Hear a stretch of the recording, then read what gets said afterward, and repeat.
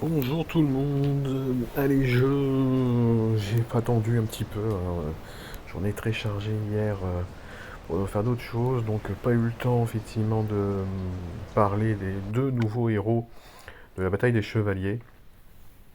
Et puis au final, donc en plus, on a le premier héros de la famille des héros secrets ou je sais plus quoi, dont on parlera également.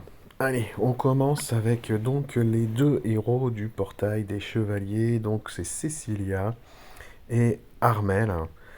Cecilia, donc de la famille des cerfs, c'est la famille qui modifie les effets négatifs d'attaque par des bonus d'attaque. Donc très sympa. Surtout que en ce moment, dans les héros qu'on rencontre régulièrement, bah, par exemple, il y a eu Conan hein, qui met des baisses d'attaque. Donc bah voilà, Cecilia, elle récupérera un plus 40% si elle est seule de la famille.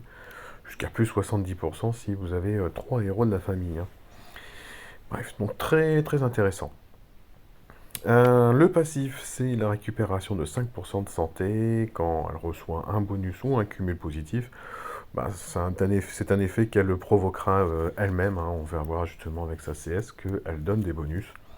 Donc ben, une petite survivabilité supplémentaire grâce à cela. Alors Cecilia, un design très sympathique. Je trouve que là franchement ils ont fait un effort. Je trouve vraiment pour le coup les motifs très fins. Ça franchement sympa de retrouver des héros, en tout cas pour lesquels il faut un petit peu attention, c'est sympa. Puissance de 1028 d'un héros sombre, Ranger. Déjà, rien que ces deux éléments, sombre et ranger, on pense à pas mal de petits héros qu'on connaît hein, déjà, euh, qui sont largement surclassés par ce que va faire Cecilia. Euh, En l'occurrence, je parle de Bastet, puisqu'on va le voir dans sa CS, Cecilia en fait fait un mix de Bastet et de Anitra, un HOTM de 2021, jaune pour le coup. Alors, bon, on peut faire peut-être le reproche à SG de peut-être un manque d'imagination, hein, parce qu'en final, en mélangeant deux héros, on en fait un nouveau, et puis on fait un joli update comme ça donc des anciens héros. Ah oui, pourquoi pas, hein, pourquoi pas, on peut reprocher peut-être donc le manque d'imagination. Moi, je trouve ça très sympa parce que, bah, voilà, on sait très bien que les héros du type Bastet, lorsqu'elle est sortie, Bastet a fait un très très bon tank euh, pendant plusieurs mois de suite, hein, très honnêtement. Avant donc, bah, effectivement, qu'il y ait d'autres héros qui prennent un petit peu sa place, hein, tout simplement parce que sa puissance commence à être dépassée. Et qu'on a de plus en plus de héros en fait qui permettent de retirer les bonus. Je pense rien qu'au héros magicien de la saison 1. Euh, Quand vous prenez une Marjana Toon qui est magicienne et non pas la version Toon justement, je dis des bêtises. Mais qui au final donc avec des tuiles peut retirer les bonus. Vous prenez une Sartana qui elle pour le coup dans la version Toon est magicienne qui vous retire les bonus. Euh, bon ça c'est sûr que c'est relou hein. Et comme Bastet, bah, finalement, bah, a des statistiques effectivement dépassées, voilà, soyons honnêtes, dépassées, bah, forcément, ça ne fait plus le boulot. Alors, pour vous montrer hein, à quel point Bastet est dépassé, là, Cecilia, c'est 1028 de puissance nue. Moi, j'ai Bastet qui est en LB1 et talent 19, 1014. Voilà, donc Cecilia, sans talent, sans limite break, est déjà plus puissante que Bastet. Donc on pourra dire ce qu'on veut, même avec le passif et les bonus de famille qui étaient quand même très sympathiques aussi de Bastet, bah Bastet est largué. Voilà. Alors, pourquoi la comparaison? On va aller un petit peu plus loin. Donc, Ses stats, bon, 1030 d'attaque, 1054 de défense, 1771 de points de vie, c'est pas mal du tout, c'est très équilibré. Il n'y a rien qui pêche en particulier, hein. C'est un héros qui va faire des dégâts, mais qui va pas faire une quantité de dégâts monstrueux, monstrueuse, une quantité monstrueuse. Qu'elle ait peut-être un petit peu moins d'attaque, moi ça me dérange pas. Son pouvoir d'éther, c'est l'augmentation d'attaque pendant 6 tours. Bon bah c'est bien, au moins ça lui permettra pendant 6 tours de faire un peu plus de dégâts. Et si vous déclenchez sa CS, qu'elle fasse un peu plus de dégâts aussi, hein.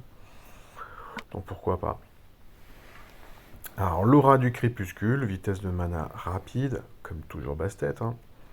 Inflige 240% de dégâts à tous les ennemis. Bastet s'arrêtait à 220.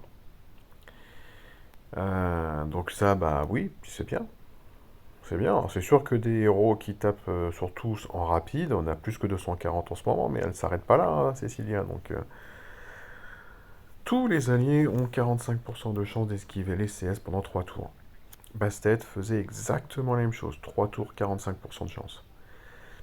Mais Bastet derrière faisait donc pour chaque esquive, permettait d'obtenir un cumul de défense de 5%, qui pouvait aller jusqu'à donc 10 cumuls, 50%.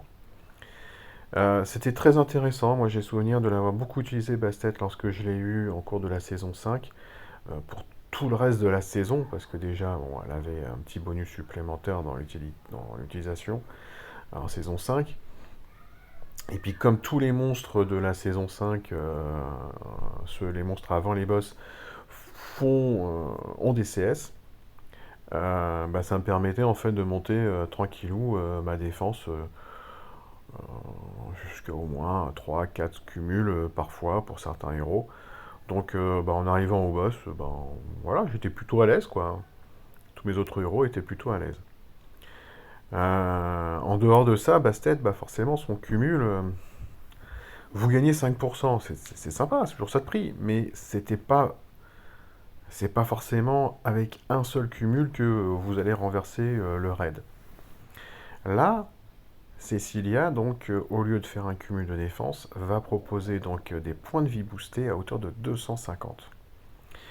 Et c'est pour ça que je comparais tout à l'heure avec le mélange de Bastet et Anitra, parce que Anitra, je t'aime donc 2021, 45% de chance, 3 tours. Voilà, chaque esquive c'était 375. Donc c'est un peu mieux pour Anitra. Mais encore heureux, je dirais que Cécilia ne fasse pas 375, hein, parce que elle serait increvable, mais vraiment increvable. Et vous voyez, 1771 points de vie, vous filez 300. Excusez-moi, vous filez 350 points de vie supplémentaires, vous n'avez jamais fini, hein. Donc heureusement que c'est 250, je pense que c'est plutôt bien pondéré pour qu'on puisse quand même encore avoir une chance de dégager Cecilia. Bon, après la CS s'arrête là, hein. C'est vrai qu'Anitra, elle faisait aussi une immunité aux baisses de points de vie, plus le lien élémentaire. Cecilia s'arrête là, et je pense que c'est bien. Voilà. C'est pas un héros complètement cheaté. C'est un héros qui va être très intéressant. C'est un héros qui clairement prend la succession, plutôt je dirais, de Bastet, qui, bah, qui est largué en termes de stats, c'est tout, hein.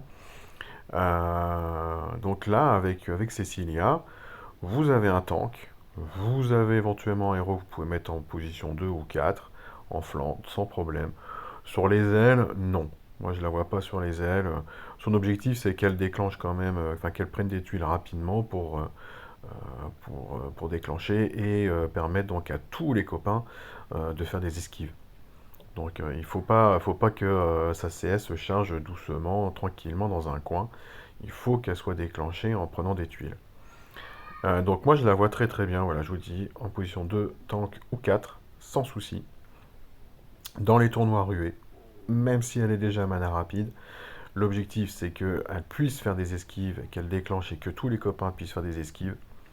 Et donc oblige en fait l'attaquant à devoir chercher d'autres tuiles pour pouvoir donc dégommer tout ça, et ça va être lourd, ça va être très très lourd.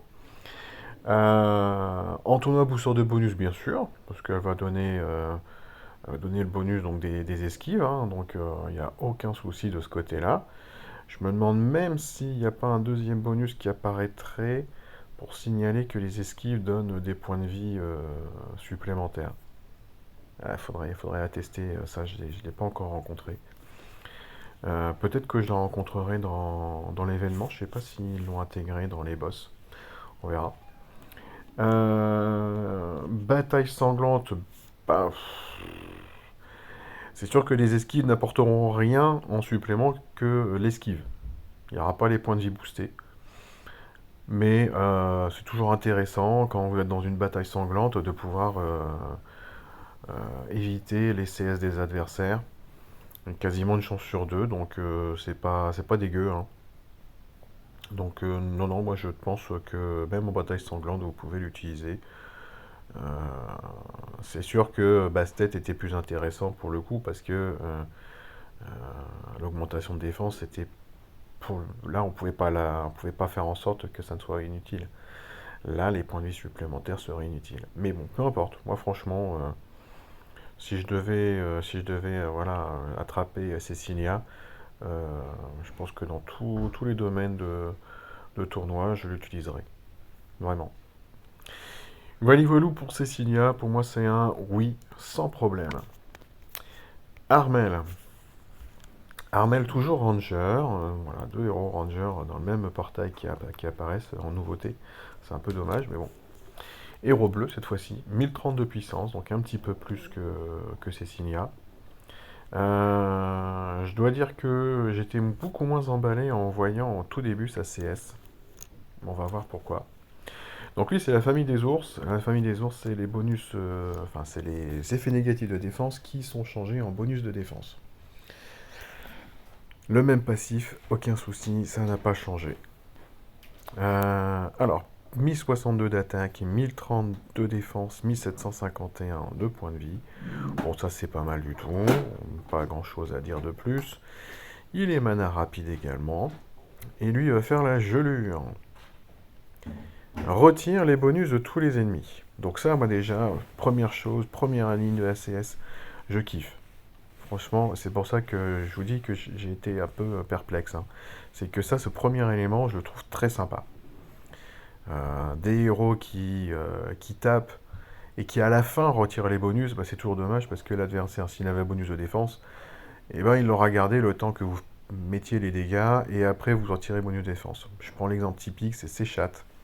Sechat dans sa version normale tape, puis retire les bonus. Dans sa version costumée, on retire les bonus, puis tape. Bah, je préfère 100 fois plus la version costumée que la version de base. Il n'y a aucun doute. Je n'ai pourtant pas ces chats de costume, mais franchement, un héros, un très très bon héros, un très bon HOTM dans sa version costumée, hein. Rien à dire. Donc là, Armel qui retire les bonus en tout premier lieu, parfait. Parfait, ça, je prends d'office. Je valide. Ensuite, Armel va diminuer la santé de tous les ennemis de 400 points. Effet plus puissant sur tous les ennemis dont la santé est boostée, ça veut dire que ceux qui ont la santé boostée, ils vont prendre 800 points dans la gueule. Bon, 400 en mana rapide, sur tous, bah, c'est pas mal du tout, hein. Alors c'est sûr que c'est pas Ruslang qui en mana moyen fait moins 700 plus le flétrissement et compagnie, mais déjà 400 sur tous, c'est pas mal du tout, hein. Alors 400 points, c'est sûr que un héros comme Armel, qui là nu à 1750 points de vie, ça fait même pas un quart de ses points de vie. S'il y a une troupe légendaire éventuellement, plus les talents, plus les limites break et compagnie, d'ailleurs tu on l'a pas mis, voilà, on est à 2300 points de vie quasiment. 400 points, c'est pas énorme. C'est pas énorme. Plus la troupe légendaire qui rajouterait 40% de points de vie, on est à plus de 3300 points de vie. 400, c'est pas monstrueux. Mais en même temps, c'est mana rapide. Si vous s'y redéclenche une deuxième fois, c'est 800 points au total. Donc là, ça commence à faire bobo. Mais voilà, c'est ça qui m'embête, c'est que s'il déclenche qu'une seule fois, bon il aura fait ce qu'il avait à faire, sans plus. S'il déclenche au moins 2 fois, là, ça commence à devenir important. Pour terminer sa CS, pour tout à la fin, il va mettre 459 points de dégâts de givre sur 3 tours. Ça veut dire donc 153 points par tour. Ça, c'est dissipable. Bon, je suis pas transcendé par ça parce que c'est pas monstrueux. Quand je vois les dots que SG nous ont proposé, par exemple sur la Reine Scorpion, voilà, il est complètement, il est derrière, hein. La Reine Scorpion, c'est non dissipable, c'est plus de 1000 points de dégâts de poison, si je me souviens bien, ou saignement. Non, je crois que c'est poison. Là, il est largué, hein, complètement largué. Donc, ça aurait été. Alors, je savais qu'avec le Limit Break 2, au total, il est à 618. Je pense que de base, ils auraient mis 618, ça m'aurait pas choqué, hein. Voilà. Le dot aurait été un poil plus costaud, ça aurait été pas mal. De devoir aller chercher Limit Break 2 et l'étal en max pour avoir 600 points de dégâts de givre, c'est ballot. Franchement, c'est ballot. Ils avaient moyen de faire un très très chouette héros. Ils en font un bon héros. Voilà, très très chouette. Ça aurait été qu'il fasse plus de dégâts de givre. Euh, Là, je m'arrêterai à bon héros. Bref, en tout cas, deux nouveaux héros qui ont un intérêt. N'hésitez pas, si vous avez des invocations à passer et que vous voulez un nouveau tank en sombre parce que le vôtre commence à faire un petit peu vieux, ben Cecilia, pourquoi pas. Armel, c'est un très bon héros pour se faire plaisir aussi.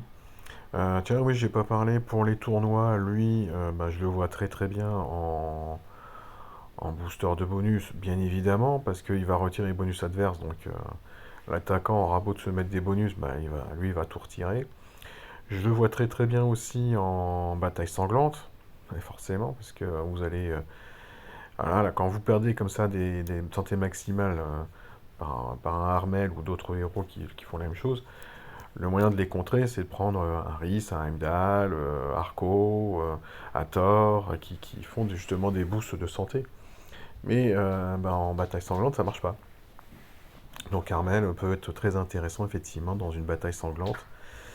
En ruée, oui aussi, pour qu'il puisse donc baisser cette santé maximale encore un peu plus rapidement. Le dot risque de pas forcément d'aller à chaque fois jusqu'au bout, mais peu importe, au moins il va certainement se prolonger. Il va regagner peut-être que la première fois qu'Hermès va déclencher, il aura fait 2 tours, et donc après, bah, ça sera parti pour 3 tours. Mais peu importe, c'est pas grave. Le fait le plus important, ça sera la santé maximale qui aura été diminuée. Donc, booster de bonus, c'est un gros oui. En bataille sanglante, un gros oui. En ruée, si vous avez rien de mieux, pourquoi pas, hein. Pourquoi pas, je dis, pourquoi pas. Voilà, voilà, pour ces deux nouveaux héros. Donc, bah moi, c'est un portail dans lequel j'ai jamais eu beaucoup de chance, hein. Euh, je n'ai aucun 5 étoiles de ce portail. Et pourtant, quand Ludwig était sorti, j'en ai fait pas mal à l'époque, hein, mais pas tombé chez moi. J'ai Vren, que j'avais même emblémé, et au final, que je n'ai jamais utilisé. Donc, je vais retirer les emblèmes. J'ai Ferrand, qui malheureusement maintenant est rangé au placard depuis qu'il y a les héros magiciens. Franck, j'ai jamais eu. Lui, je l'ai pas. Et je l'ai. Je l'ai mise max. Je n'utilise pas malheureusement. Bertu, j'ai aussi. Et finalement, c'était pour les titans. Et finalement, je n'utilise pas non plus. Ma team jaune est déjà assez complète. Et j'ai pas. Voilà. Donc c'est un portail qui ne me porte pas beaucoup chance. Donc je verrai peut-être dimanche, une fois que j'aurai terminé l'événement et que je récupérerai toutes les pièces, si je fais quelque chose, mais je vous garantis rien du tout. Enfin, pour terminer, donc on va parler de Atwood, le premier donc héros secret. Voilà, tout à l'heure vous avez reçu ce message. Donc, durant l'obscurité de l'éclipse, donc l'éclipse c'était il y a 2 jours, hein, des créatures sombres de l'ombre ont trouvé un chemin, voilà, à travers le portail d'invocation. Aujourd'hui, c'est le premier ce first of these days, d'accord. Attention, what may lurk in the shadow. Ok, quelle lueur dans l'obscurité, d'accord. Ok, bon, bah alors, Atwood, alors présenté comme ça, on connaît pas la puissance, on connaît pas la classe, on connaît pas la famille, on connaît pas le passif, on connaît pas les stats, on sait le nom de sa CS, Joyau des profondeurs, et c'est tout. Rien, que dalle. Bon, heureusement, le forum est là pour ça. Atwood, donc c'est un héros vert, il est moine. Vitesse de mana moyen. Bon, les stats, je vous laisserai regarder par vous-même. Famille des enquêteurs. Donc, son pouvoir d'éther, c'est la défense augmentée. Sa capacité, c'est quoi? C'est le passif, ça, j'imagine. Tous les dégâts sont réduits, ou alors c'est la bonus de famille. Tous les dégâts sont réduits de 5% tous les 10 points d'insanité. On se peinage jusqu'à une réduction maximum de 50%. Donc il faut qu'il ait le maximum d'insanité. Ok. Alors, joyau des profondeurs dissipe tous les bonus de la cible des ennemis proches. Bon, ça commence plutôt pas mal. C'est dommage que ce soit que sur 3. Inflige 350% de dégâts et inflige 55 points de folie à la cible et aux ennemis proches. Ouais, ok. Tous les alliés sont immunisés contre les dégâts des altérations de statut pendant 4 tours. Ça, c'est sympa. Ça, c'est très très sympa. Et inflige 45 points de folie au lanceur. Alors, ce truc de folie, hein, c'est lorsqu'on arrive à 100. Je sais plus. Lorsqu'on arrive à 100, en fait, euh, on ne contrôle plus en fait la CS. Et donc, le héros peut balancer en fait la CS sur ses propres alliés quand c'est de l'attaque. Et donc, quand j'imagine que quand ça sera une sorte de soin, bah, il pourrait balancer le soin donc aux adversaires. Si je me souviens bien, c'est un truc dans ce genre-là, hein. Donc c'est quelque chose qu'il va falloir...